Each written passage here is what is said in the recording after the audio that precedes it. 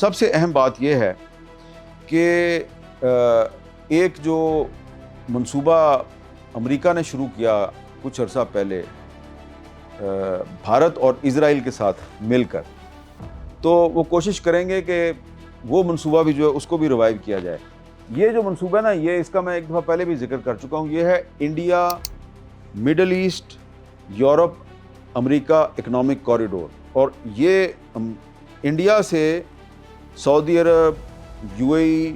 اور پھر اسرائیل، اور پھر یورپ، اور پھر امریکہ، یہ ایک لمبا انہوں نے راستہ بنایا ہوا ہے۔ اور یہ انہوں نے راستہ بنایا تھا، ایک کوریڈور بنایا تھا انہوں نے چائنا کے روڈ اینڈ بیلٹ پروجیکٹ کو کاؤنٹر کرنے کے لیے۔ تو یہ جو چائنا کا روڈ اینڈ بیلٹ پروجیکٹ ہے یہ تو چل رہا ہے، لیکن یہ جب جنگ شروع کی اسرائیل نے اور امریکہ نے ایران کے خلاف، تو اس سے پورے خطے میں ڈی اسٹیبلائزیشن ہوگی۔ تو یہ جو پروجیکٹ ہے انڈیا مڈل ایسٹ یورپ امریکہ کوریڈور، اس کو IMEC بھی کہا جاتا ہے، تو یہ پروجیکٹ جو ہے یہ التوا کا شکار ہو گیا ہے۔ تو اگر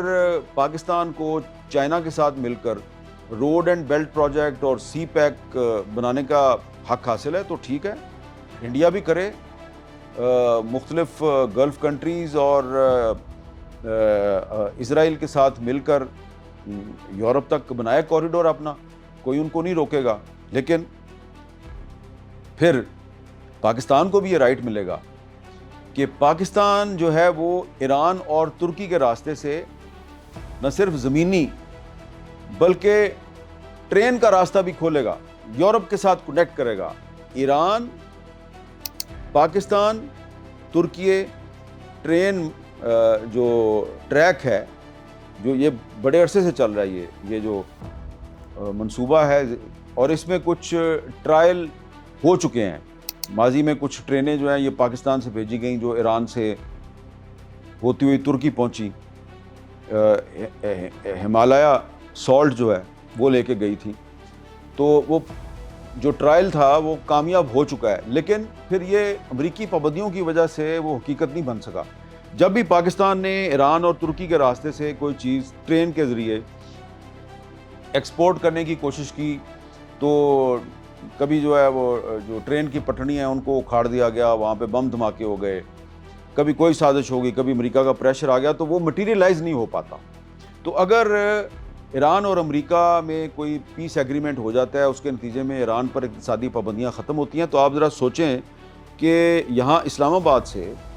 جو ٹرین چلے گی وہ تفتان کے راستے سے ایران میں داخل ہوگی، ایران سے وہ ترکی جائے گی، انقرہ بھی جائے گی، استنبول بھی جائے گی، اور وہاں سے وہ ٹرین جو ہے وہ یورپ بھی جا سکتی ہے اور کچھ مڈل ایسٹرن کنٹریز میں بھی جا سکتی ہے، کیونکہ ترکی کوشش کر رہا ہے کہ بصرہ سے یعنی عراق سے ترکی کو کنیکٹ کر کے تو یورپ کے ساتھ ایک راستہ کھولا جائے۔ جس طرح انڈیا اور امریکہ کوشش کر رہے ہیں کہ انڈیا مڈل ایسٹ یورپ امریکہ اکنامک کوریڈور اگر یہ بنانے کی کوشش کر رہے ہیں، تو پھر پاکستان جو ہے وہ بھی یہ بالکل اس کو رائٹ حاصل ہے کہ وہ ایک ٹرین کی سروس شروع کرے گا، پاکستان، ایران، ترکی، یورپ، اس طرح بہت سے راستے کھلیں گے۔ یہ جو سارے راستے ہیں ان کو کھولنے کے لیے ضروری ہے اور ان سے فائدہ اٹھانے کے لیے ضروری ہے کہ پاکستان میں سیاسی استحکام ہو۔ اب دیکھیں نا، اگر گوادر سے گبت 2-3 گھنٹے کا راستہ ہے، تو گوادر سے گبت کا راستہ آپ نے 2-3 گھنٹے کا کھولنا ہے، اور اسی طرح اگر آپ نے کراچی پورٹ کو کنیکٹ کرنا ہے ٹرین کے ذریعے ایران کے ساتھ اور ترکی کے ساتھ، تو یہ کوئٹہ سے ٹرین جو ہے یہ تفتان جائے گی۔ تو جو ٹرین کوئٹہ سے تفتان جائے گی اس کو ٹرین کو سیکیورٹی چاہیے، اور جو ٹرک یا ٹرالر گوادر سے گبت جائیں گے ان کو سیکیورٹی چاہیے، کیونکہ یہ گوادر گبت یہ بلوچستان میں ہے، اسی طرح کوئٹہ تفتان یہ بھی بلوچستان میں ہے۔ تو اس کے لیے ضروری ہے کہ بلوچستان میں لا اینڈ آرڈر کی جو صورتحال ہے اس کو بہتر بنایا جائے۔ اب یہ ایک پیچیدہ معاملہ ہے۔ ابھی پچھلے دنوں کوئٹہ میں جو ایک ایپیکس کمیٹی ہے اس کا اجلاس ہوا، تو وہاں پہ وزیر اعظم شہباز شریف صاحب بھی تھے, فیلڈ مارشل عاصم منیر صاحب بھی تھے, صوبے کے چیف منسٹر بھی تھے, اور بھی کچھ فیڈرل منسٹرز بھی تھے, اور بھی بہت سے لوگ تھے وہاں. تو وہاں پہ ایک پریزنٹیشن دی گئی اور بتایا گیا جی کہ صوبے میں دہشت گردوں کے خلاف آپریشنز چل رہے ہیں, اور اب تک ہم نے سینکڑوں کی تعداد میں دہشت گرد جو ہیں ان کو جہنم واصل کر دیا. اب جو وہاں پہ فگرز پیش کی جا رہی تھی وہ بالکل اس کو کوئی ڈسپیوٹ نہیں کر سکتا. باقی بلوچستان میں بڑے آپریشن چل رہے ہیں, اور اس مرتبہ بہت بڑی تعداد میں جو دہشت گرد ہیں ان کو ہلاک بھی کیا گیا اور ان کو گرفتار بھی کیا گیا. لیکن وہاں پر ایک فیڈرل منسٹر صاحب جو ہیں جن کا تعلق بلوچستان سے ہے, انہوں نے یہ کہا, چلے میں ان کا نام بھی بول دیتا ہوں, خالد مکسی صاحب جو federal minister for science and technology ہیں, وہ بھی اس اجلاس میں موجود تھے. تو انہوں نے کہا جی کہ یہ ٹھیک ہے, آپ صحیح کہہ رہے ہیں کہ آپ نے اتنی بڑی تعداد میں جو دہشت گرد ہیں ان کا کلا کما کیا ہے, لیکن یہ بتائیں کہ بلوچستان کی جو اکثر سڑکیں ہیں وہ تو محفوظ نہیں ہیں, اور بلوچستان کے بہت سے علاقوں میں جو ریاست کا کنٹرول ہے وہ بڑا کمزور ہے. تو ان کی یہ جو بات تھی اس سے اتفاق کیا, جو اسلام آباد سے جو لوگ وہاں پہ گئے ہوئے تھے انہوں نے ان سے اتفاق کیا کہ آپ صحیح کہہ رہے ہیں. تو اب دیکھیں, اگر ہم نے ایران اور امریکہ کے درمیان کوئی بہت بڑا بریک تھرو ہو جاتا ہے اور پھر اس کے بعد ہم نے اس سے فائدہ اٹھانا ہے, تو وہ فائدہ اٹھانے کے لیے ضروری ہے کہ ہم اپنے جو پاکستان کے اندرونی حالات ہیں ان کو ٹھیک کریں. اب وہ ٹھیک کرنے کے لیے صرف آپریشنز جو ہیں وہ تو کام نہیں آئیں گے, اس کے لیے ضروری ہے کہ کچھ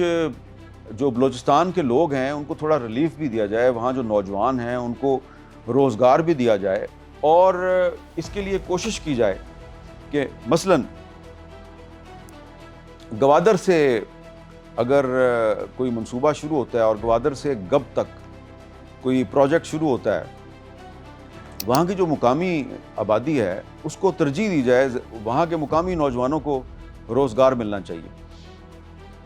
اسی طرح اگر کوئٹہ سے تفتان تک جو سڑک ہے اس کو اگر آپ نے سیکیور بنانا ہے تو اس سڑک کے ذریعے جو اکنامک ایکٹیویٹی ہے اس کو اگر آپ جنریٹ کر رہے ہیں تو اس اکنامک ایکٹیویٹی میں جو وہاں کے لوکل لوگ ہیں ان کو بھی سٹیک ہولڈر بنانے کی ضرورت ہے. اس کے لیے ضروری ہے کہ جو افغانستان اور پاکستان کے جو علاقے ہیں بلوچستان میں اور خیبر پختونخوا, اور افغانستان اور ایران کی جو سرحد پہ علاقے ہیں بلوچستان کے, یہاں پہ ان سرحدی علاقوں میں وہ تمام علاقے جو افغانستان اور ایران کی سرحد کے قریب ہیں, پاکستان کے علاقے, یہاں کے نوجوانوں کو آپ انکریج کریں, ان کو قرضے دیں, ان سے کہیں آپ کاروبار کریں,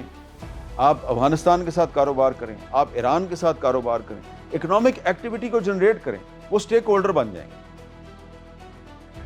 تو اس کے بعد خود بخود جو نوجوان ہیں جب وہ پیسے کمانے شروع کر دیں گے تو ان کو کیا ضرورت ہے کہ وہ گن اٹھائیں گے.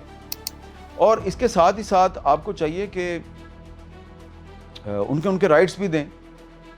پولیٹیکل رائٹس بھی بڑے ضروری ہوتے ہیں, اور اس کے لیے وہاں پہ فیئر اینڈ فری الیکشن بھی کروائیں.